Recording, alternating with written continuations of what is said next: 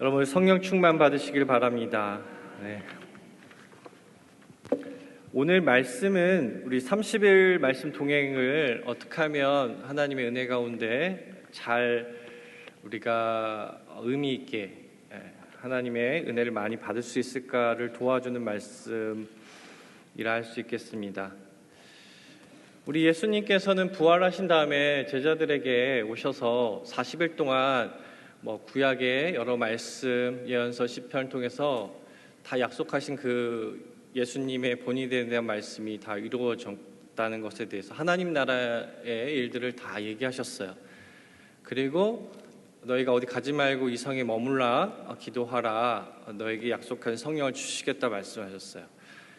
그러니까 40일 동안 말씀 공부 열심히 말씀을 담아내서 재료를 삼아서 10일간 열심히 모여서 합심해서 뜨겁게 기도했더니 오순절에 성령이 임한 것입니다. 저는 그 8대2의 법칙, 좋은 의미에서든 나쁜 의미에서든 8대2 법칙이 있는 것 같아요. 팔레토의 법칙이라 하죠. 교회 3,000명 성도가 있는데 600명 정도만 봉사한다. 어느 집단이든 80%는 서비스만 받고 혜택만 받지 그걸 섬기지 않는다. 20%만 열심히 한다. 다 거의 그런 경우들이 많죠. 좋은 의미의 8대2 법칙은 하나님의 말씀이 우리에게 40일 동안 배워지면 10일 동안 열심히 기도하면 성령의 충만함을 누린다. 이 40대 10이니까 8대2죠. 제가 열심히 달리기를 요즘에 1년 2개월 동안 하거든요. 마라톤 대회도 나오고 막 그렇습니다. 달리기를 좋아해요. 달리기에도 8대2의 법칙이 있어요. 8은 그냥 힘들지 말고 누군가 이렇게 대화하면서 뛸 수 있을 정도로 조깅만 해라. 조깅, 꾸준히 존투라고 해서 꾸준히 조깅만 해도 우리 몸에 있는 미토콘드리아가 더 많아져서 우리 노화의 원인이 되는 활성산소, 산소가 좋은 것만이 아니에요. 부패, 산화시키고, 그렇죠, 녹슬기하고, 그 세포에도 그렇게 남아있는 활성산소 있으면 그것 때문에 우리가 다 늙거든요. 근데 우리가 유산소를 하루에 30분씩 이렇게 꾸준히 해주면 그 모든 산소가 다 없어지니까 60대, 70, 80대도 꾸준히 운동하면 물렁물렁한 근육이 아니라 탱탱한 근육, 활력 있게, 건강하게, 그러니까 조깅만 잘해도 건강하게 산다 이거죠. 그리고 20% 일주일에 한 번은 저도 이렇게 인터벌 이런 것도 하거든요. 막 다리가 막 아플 정도로 힘차게 뛰기도 합니다. 그런 걸 통해서 이렇게 역량이 커지죠. 평상시 천천히 뛰지만 한 번씩은 이렇게 힘있게 모든 나의 에너지를 다 소모하면서 힘있게 이렇게 뜁니다. 그런 것처럼요, 하나님께서도 우리 성령님을 우리에게 주실 때 평상시 이렇게 새벽 제단 쌓고 공예배 이렇게 잔잔하게 조깅하듯이 꾸준하게 예배 드려도 충분하죠. 그렇지만 이 집중적인 기도, 집중적인 몰입, 우리가 한 30일 동안 작정했다면 하루 정도는 우리가 월차를 내든 주말 토요일을 하루를 비든 하루 정도는 온종일 그냥 붙잡고 기도해야 되는 그런 시간이 있을 때, 저는 이번에 오늘 담임 목사님 통해서 주시는 이 말씀의 은혜가 우리한테 다 녹아지고 오늘 사도행전 2장에 성령께서 불로 바람으로 또 성령의 은사로 임하신 동일한 은혜가 여러분에게 있기를 축복합니다. 1907년에요 평양의 대붕이 일어났습니다. 이거 우리나라만 있었던 현상이 아니에요. 전 세계 방방곡곡에 동일한 부흥의 은혜가 있었어요. 그 시작이 됐던 게 언제냐? 그 앞서서 20세기 초반, 1900년대 초반에 LA의 한 흑인 교회, 10명 남짓한 작은 교회였어요. 거기서 기도를 하다가 성령이 충만하게 임했어요. 아주사 거리에 있었던 그 교회에서 성령이 임했더니 원근각처에 LA에 있는 교회 사람들이 같이 기도하다가 부흥이 붙었고, 거기에서 함께 했던 분들이 남미로 갔더니 남미에도, 아프리카로 갔더니 아프리카에도, 아시아로 왔더니 한국과 더불어서 여러 교회에서 부흥이 있었습니다. 그래서 생긴 게 오순절 교단이에요. 오순절에 성령이 임하셨어요. 의미 있는 뜻이라고 봅니다. 오순절은 보리의 첫 추석, 보리를 처음으로 베어서 첫 수확, 첫 열매를 기념하는, 감사하는 그런 절기죠. 부활의 첫 열매가 되신 예수님께서 교회를 통해서 성령을 선물로 주심으로 인해서 너희를 통해서 일하시겠다, 선물로 주시겠다는 의미가 있는 것입니다. 우리 20세기의 오순절에 아주사 거리의 은혜가 전 세계에 퍼져서 오순절 교단, 여의도 순복음교회죠. 나이지리아의 100만 명이 넘는 교회 출석이요, 지교회 다 합쳐서요. 그리고 60만이 넘는 여의도 순복음교회. 우리나라는 이제 장로교 통합합동, 장로교가 크지만 전 세계적인 교회의 부흥은 사실 20세기 이후에 펜타코스트, 오순절 교단이 전 세계의 선교적인 부흥의 중추가 되어 있죠. 이 오순절 교단의 특징이 뭐냐? 방언의 은사를 더불어서 은사주의자들이죠. 성경에 약속같은 은사들, 고린도전서 14장에 보면 다양한 은사들이 나타나는데, 우리 그 전까지만 해도 지성주의에 빠져서, 교리주의에 빠져서 은사 중지론, 성경에 있지만 그것이 지금 무슨 의미가 있느냐, 이러한 때에 대부흥 오순절 교단을 통해서 은사가 지금도 있다는 것을 이렇게 나타낸 것이죠.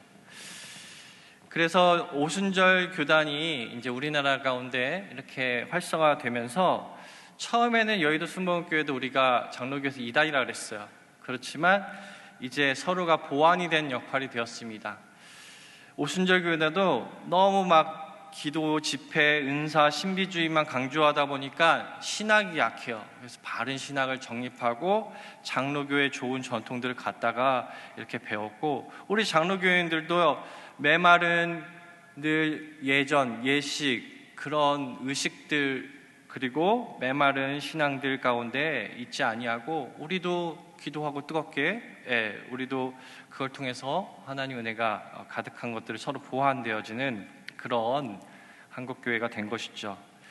그래서 우리 장로교회가 미국의 남장로회, 북장로회 여러 장로교회에서 이제 와서 전파했는데, 그쪽에 가서 장로교회 예배를 드리면 답답해요. 한국에 있는 모든 장로교회는 오순절적 장로교회입니다.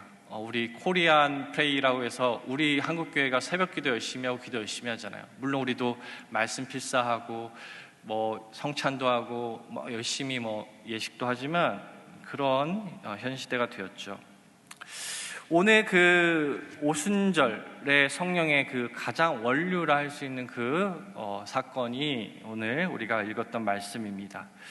오늘 2절의 말씀에 보니까 성령이 임했을 때요, 바람으로 임했다. 3절에 보니까 불로 임하고 4절에 보니까 방언, 은사로 임했다, 이렇게 되어 있어요. 저는 여러분들이 그러한 은혜가 예전에 한번 경험해보고 끝인 게 아니라 지금도, 이번에도 있기를 주님을 축복합니다.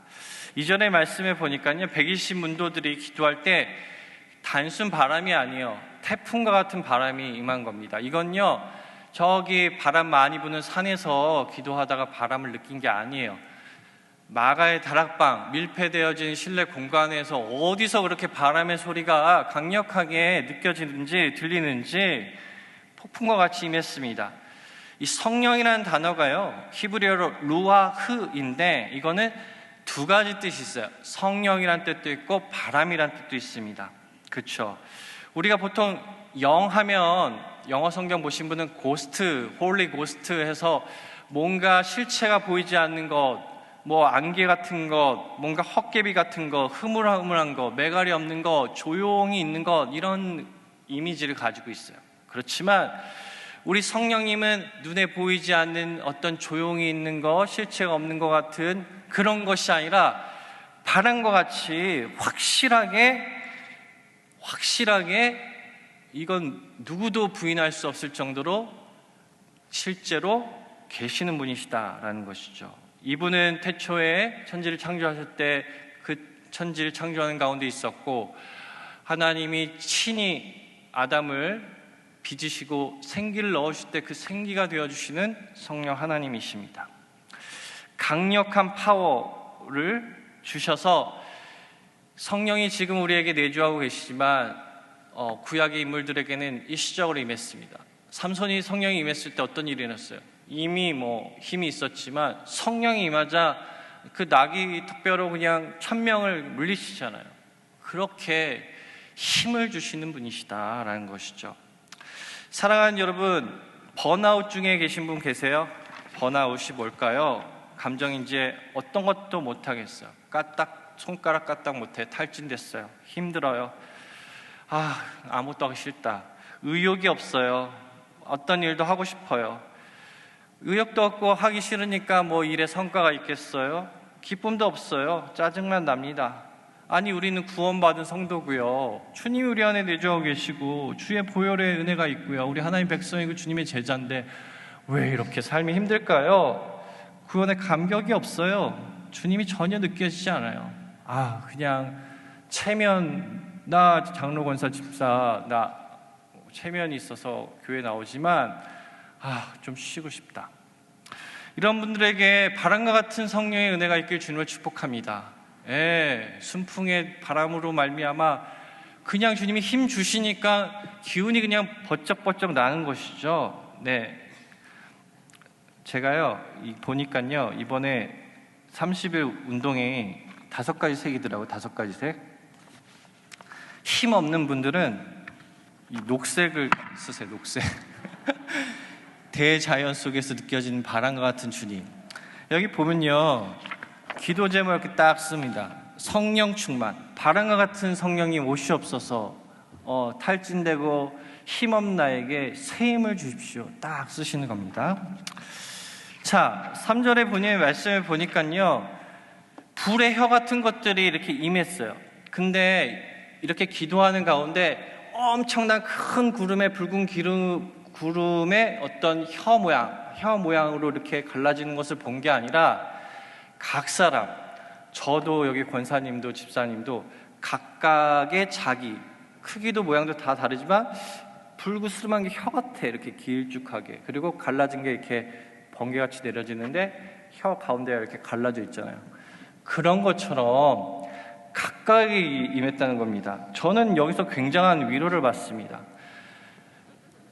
하나님의 은혜가 내가 이 은혜를 줄 테니까 너희가 다 획일적으로 공통적으로 이 은혜 맞춰 이러진 게 아니라 내 기질과 성정과 내 모든 모양을 아시는 주님께서 나에게 맞는 은혜를 각각 주시겠다는 거예요. 인격적으로 1대1로 만나주시겠다는 겁니다. 우리 하나님은 왜 그렇게 하셨을까요? 그게 우리 하나님의 성품입니다. 너무 좋으신 하나님이시죠. 모든 동식물을 지으시고 아담을 통해서 각각 이름을 지으면서 고유한 개성과 그 모든 사람들을 각각에 맞춰서 맞춤형 사랑. 사도 바울도요 골로새서 1장 28절 29절의 말씀에 내가 성령을 삼층처럼도 체험하고 성령의 은사가 엄청 많았잖아요. 그럼에도 불구하고 내가 이것을 막 강권하지 않고 각 사람을 권하고 각 사람을 지혜로 가르치고 각 사람을 그리스도의 온전한 제자 섬긴다. 우리가요 내가 막 좀 말씀에 지식이 있고 은사 받고 막 이러면 교만해집니다. 막 내게 다 있냐, 막 내가 기도해 줄게. 사실 우리가 각 사람을 향한 하나님의 은혜에 그 성령의 임재의 충만을 우리가 존중한다면 그럴 수 없어요. 충분히 그 사람에게 맞춰서 전도도 마찬가지죠. 그렇게 우리가 하나님 지금 나 20년 전에 불같이 임해서 내 죄를 태워주시고 은혜 주셨고 새롭게 하시고 병을 낫게 해주시고 불로 충만하게 없던 그 은혜가 지금 내가 중년이 되고 이제 나이가 들었는데 지금에 맞춰서 지금의 이 나에게 맞춰서 불의 혀같이 임하여 주시옵소서라고 기도하는 여러분 되기를 축복합니다. 초기 한국교회의 부흥사 중에 박장원 목사님이란 분이 불로 임한 성령님에 대해서 이렇게 기록을 남겼어요. 참으로 이상합니다. 웬 힘이 이렇게 웬 불의 능력이 이렇게 많은지 미처 몰랐습니다. 지구를 회전시킬 것 같은 능력이 나를 정복하고 무릎을 꿇게 하는지 도저히 모르겠습니다. 웬일입니까? 제 안에 원자탄과 같은 핵의 불이 마구마구 불솟습니다. 무쇠 덩어리도 녹일 듯한 그 강력한 불이 나를 태우기에 내가 소리칩니다. 참으로 신기합니다. 소멸하는 불같이 밤새도록 타올라서 모두 타서 없어질 것 같은데 동이 트면 나를 살펴보면 나는 여전히 존재합니다. 영과 육이 하나 되어 주님을 찾아가고 있는 나, 겸손히 무릎 꿇고 흐느껴 오는 나, 영은 저 깊은 곳에 주여 하는 나만 남았습니다. 죄악된 모든 것은 밤새 다 타버렸나 봅니다. 필요 없는 것은 몽땅 타서 죄가 되어 날아가 버린 모양입니다. 이상한 기쁨이 나를 덮습니다. 은혜의 물결에 파도같이 밀려옵니다. 그가 기도하면 나도 기도하고 그가 찬송하면 나도 찬송하게 되는데 피곤할 것 같은데 전혀 피곤하지 않습니다. 병든 것 같지만 더 힘이 솟습니다. 그러나 괴로울 때도 있습니다. 핍박과 비난의 소리가 들려올 때 그렇습니다. 그때 주춤한 나에게 소리칩니다. 핍박을 받으라 하였으니 두려워하지 않게 하겠다 말씀하십니다. 마지막 심판대 앞에 서서 볼 것입니다. 명령하시고 책망하시고 나를 인도하시고 함께 하신 그분이 오실 것입니다. 이 밤도 벌써 환하게 밝아옵니다. 동이 트려나 봅니다. 신령한 은혜의 이 밤, 주님의 임재 그날에도 동일한 동이 트겠지요. 여러분, 우리가요 주님의 은혜가 우리 불같이 임하면 주님께서 우리를 놀랍게 새롭게 우리의 모든 죄악을 태워버릴 줄 믿습니다. 죄에 씨름하신 분이 있으면요 그거 한번 써보시면 좋겠어요. 붉은색 2층에 없어요. 4층에 있어요. 붉은색은 여기다 딱 쓰세요. 불로 나의 죄를 태워주십시오. 우리요 그렇게 비교해요. 우리 자녀들 손주들 쟤는 저런데 나는 이렇고 저 집사 권사는 이런데 나는 저렇고 각 사람에게 주신 은혜, 나에게 주신 고유한 그 사랑의 음성을 집중 못하고요 비교하고. 그렇죠. 우리가 이번에 하나님 날 사랑하시고 옆에 분도 사랑하고 시기 질투 미움 다툼 다 벗어버리는 귀한 은혜가 있길 주님을 축복합니다. 그리고 마지막으로 우리 사전에 보니까요 방언이 임했어요. 오순절 교단은 방언을 못하면 교육자가 못해요. 방언이 거의 구원과의 연결성이 있어요. 물론 방언 못 받았다고 구원 받지 못한다 하지 않지만 은사가 성령의 임재의 사인입니다. 장로교는 그렇게 얘기하잖아요. 마음으로 믿어 입으로 시인하여서 주님을 영접하면 그 신앙 고백. 신앙이 오순절이 약한 이유가 뭐냐? 오순절이 좀 신앙이 약한 이유가 뭐냐? 체험에 기반이 되어 있어요. 그럼 체험에 기반됐으면 뭐가 약점이냐? 내가 만약에 한센병, 알츠하이머, 파킨슨 이렇게 뇌질환에 걸려봐요. 기억력이 가물가물하면 내 신앙의 모든 기억들이 없어지면 그럼 내 신앙의 근거가 어디 있어요? 그렇지만 우리 장로교는 내 신앙의 경험과 체험의 기반은 두 번째입니다. 첫 번째는 변치 않는 말씀. 하나님 실현치 아니하신 분이 마음으로 믿어 의에 이르고 입으로 고백하여서 구원을 이룬다 말씀하셨으니 이 변치 않는 말씀이 불변한 말씀을 믿고 이 말씀에 입각하여서 우리가 구원을 받습니다. 우리는요 우리 장로교는 성령의 충만을 어떤 식으로 이해하냐면 오순절은 은사가 일단 많이 나타나야 되고요 그 은사를 통해서 하나님의 나라가 같이 하나님의 역사 이루어져야 됩니다. 그런데 우리는 그거보다는 하나님의 주권과 통치, 내가 성령 충만한다는 것은 자기의 뜻이 51, 50이 있고 하나님의 뜻이 48, 49 있고 서로 충돌하는 우리 인간인데 내가 하나님의 말씀에 순종하여서 그 뜻대로 기쁘게 온전히 즉시 순종하면 하나님의 뜻이 100% 드려지는 그 순종에 충만하다고 말합니다. 그러니까 우리는 주제권에 관련되어 있어요. 성령 충만은 성령의 임재와 충만과 역사도 나타나겠지만 주제권, 하나님의 나라가 지금 100% 나의 삶 속에서 순종으로 나타나는가? 그 영역이 있어요. 죽어도 부동산과 자녀 교육은 절대 하나님 뜻대로 안 하죠, 잘. 왜냐하면 부동산 공화국이니까, 또 우리는 교육공화국이니까 이걸 성경적으로 하기 참 힘들어요. 근데 다른 부분에 있어서 내가 하나님께 기꺼이 이렇게 하나님 뜻대로 하는 부분들이 있어요. 그렇기 때문에 우리는 잘하는 거 계속 꾸준히 하지만 좀 날 다루어 달라고, 하나님 이곳에 내 삶의 영역 속에서도 하나님의 다스림이 있기 원한다고 겸손히 나의 모습을 드리고 주님이 말씀하신 대로 순종하겠다고 그렇게 나아갈 때 하나님 우리를 다스려 주시고 바꿔주실 줄 믿습니다. 방언 외에 다양한 은사를 주십니다. 방언 못 받았다고 하나님 실망할 필요 없어요. 다른 은사를 주세요. 은사가 없을 수 없어요. 태어나고 존재하는 것만으로도 은사라고 생각합니다. 페니 제인 크로스비 여사 아셔요? 예수를 나의 구주 삼고 굉장히 많은 찬양을 지은 이 여사는 난지 6주 만에 실명했어요. 근데 95살까지 삽니다. 찬송가의 여왕이에요. 엄청난 많은 찬송가를 지었어요.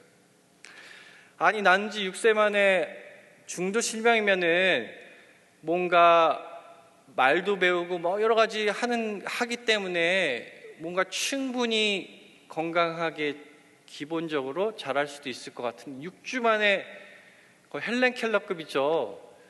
근데 어떻게 이렇게 하나님이 은혜를 주셨던지 할머니를 붙이셨어요. 할머니가 전담으로 늘 있으면서 말씀을 암송시키십니다. 페니 여사는 말씀 암송, 뭘 들고 뭘 느끼면 다 기억해요. 하나님 주신 은사죠. 페니 여사에게 하나님이 천국의 희락을 주셨어요. 불행하지 않아요. 하나님이 나와 함께 하시다는 게 확실하기 때문에 기쁨에 넘쳐요. 그리고 오히려 남들을 이해하고 도와주고 기도해주고 뭔가 나누려 하는 사랑을 부어주셨어요. 크로스비 여사에게 하나님이 이런 은혜를 주셨기 때문에 8살 때부터 찬송가를 쓴 겁니다. 한 기독교 인터뷰에 통해서 아니 여사님, 장애인인데 어떻게 그렇게 행복할 수 있어요? 당신 눈 이렇게 상하게 한 의사 용서할 수 있었어요? 저 그 사람 비난하지 않아요. 저 그 사람 만약에 천국에서 다시 만난다면 당신으로 인해서 하나님이 나에게 놀랍군 귀한 선물들을 많이 주셨다고 말할 거예요.